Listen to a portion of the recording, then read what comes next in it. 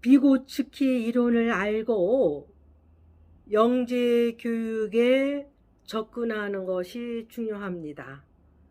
맹자의 맹모 삼천지교라는 것을 떠오르시면 됩니다. 맹자의 맹모 삼천지교, 엄마가 무덤 옆에서 사니까 아이가 곡하는 소리를 배우고 학교 근처로 이사 가니까 책 읽는 것을 모방한다는 옛날 이야기입니다. 또한 교육 방식에서 민주적, 권위적 방치형이 있는데 가장 안 좋은 방식이 방임형입니다. 같은 공간에서 이때 서로 상호작용하지 않습니다. 텔레비나 라디오, 핸드폰에서 만화, 영화나 영상을 보여주는 것은 지능 발달이 전혀 이루어지지 않습니다. 두뇌를 연구하는 학자들 실험에서도 두뇌에 어떤 미세한 변화가 이루어지지 않는다고 합니다. 오늘날 길거리, 놀이터, 식당, 백화점에서 보면 부모들이 아이들에게 이렇게 영상을 보여주고 어른들끼리 잡담을 하는 것을 많이 봅니다. 지능 발달이 전혀 이루어지지 않습니다. 부모님들의 그 무식한 태도입니다. 그 시간에 책을 보여주시는 게 좋습니다. 이 이론에서 우리가 알아둘 점은 비계입니다. 비계는 건물 지을 때 옆에서 건물 완성을 위해서 설치대, 가건물을 옆에다가 설치하는 것입니다. 왔다 갔다 운반하기 좋게끔 가건물, 보조 설치대를 말합니다. 그래서 건물 완성이 끝나면 비계, 그 설치대는 없앱니다. 아이들 교육할 때 옆에서 아이들이 더 높은 단계를 이해할 수 있도록 비계가 필요합니다. 그것이 그 어른들, 나이가 좀 많은 또래 옆에 상호작용을 할 때 도와줄 수 있는 비계 역할을 하여야 합니다.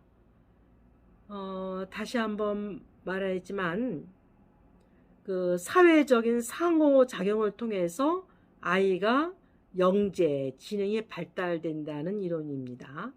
그래서 맹모 삼천지교를 한번 떠올려 보세요.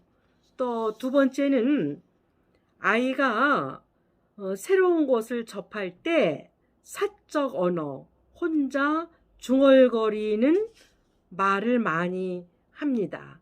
이것은 인지 발달이 이루어지는 과정입니다. 이게 뭐야? 저건 뭐야? 자꾸 만 3세부터 엄청나게 옆에 있는 사람한테 물어봅니다. 이럴 때 시끄럽다고 침묵을 강요하는 것은 인지 발달을 방해하는 것입니다. 이때 옆에서 도와주는 사람과의 상호작용을 통하여 아이는 인지 발달이 점점 단계로 발달하게 됩니다.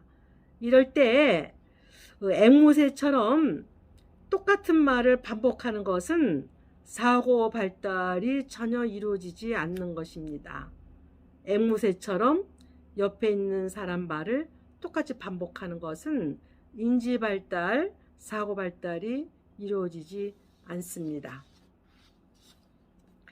이 이론에서 또 세 번째 알아둬야 될 용어는 근접 발달 영역이라는 게 있습니다. 이 그림에서 보는 것처럼 이것은 학습자가 혼자 성취하기 어렵지만 능숙한 사람의 조언과 격려를 받아 성취할 수 있는 것 범위를 말합니다. 근접 발달 영역.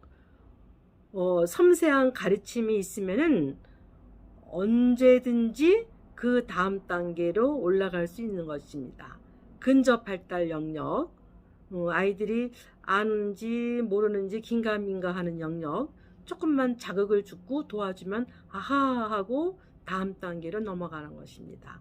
혼자 방치하게 놔두면은 지능 발달이 잘 이루어지지 않습니다. 그래서 옆에서 키워주는 사람이 할머니, 할아버지가 그냥 밥이나 먹여주고 어떤 위험 사고가 일어나지 않게 보호하는 것은 지능 발달, 영재 발달이 이루어지지 않습니다.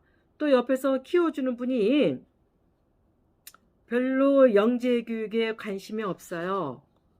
그러면 아이는 별로 영재 지능 개발이 이루어지지 않습니다.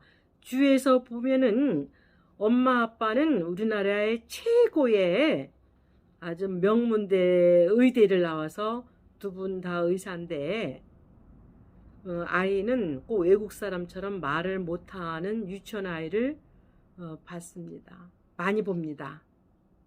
예, 이거는 키워주는 사람이 자주 바뀌고 또 한국말도 제대로 못하는 사람 옆에서 도우미를 쓰고 그래서 아이를 많이 망가뜨립니다.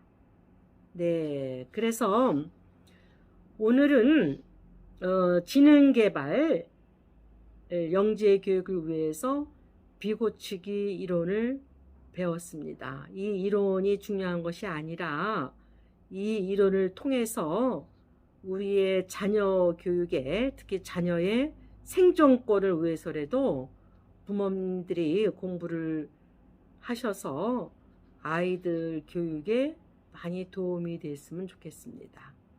그러니까 혼자 놔두지 말고 방송 매체 영상 하지 말고 책을 읽어도 엄마 목소리로 읽어주는 게 좋습니다. 어느 때는 엄마가 신이 날 때 읽을 때도 있고 피곤할 때 읽을 때도 있고 이럴 때 아이가 엄마 마음을 섬세하게 알아차립니다. 네, 그래서 혼잣말을 만 3세부터 아이가 많이 하는 것은 지능 발달이 이루어진다는 과정입니다. 이럴 때 침묵을 강요하면 안 됩니다. 그러니까 점진적으로 단계별로 새로운 것을 점진적으로 제시를 해야 됩니다. 자유롭고 평화롭게. 이 그림을 다시 한번 자세히 보면 실제적 발달 수준에서 발판을 통해서 잠재적 발달 수준으로 나아가는 것입니다. 이것이 학습의 과정입니다. 그래서 인원수가 너무 많으면은 아이들은 학습이 이루어지지가 않습니다. 파블로브 학습 이론에서도 한 마리 갖고 하니까 종소리에 반응을 합니다. 10마리 갖고 하니까 개판이 됐다고 합니다.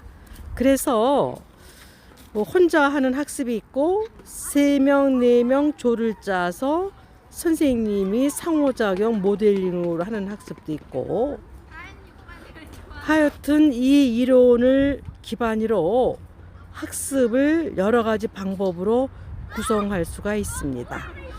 다시 요약하면 이 이론은 아이는 사회적인 상호작용, 사람들과의 대상 관계를 통해서 영재 교육이 이루어진다는 것입니다.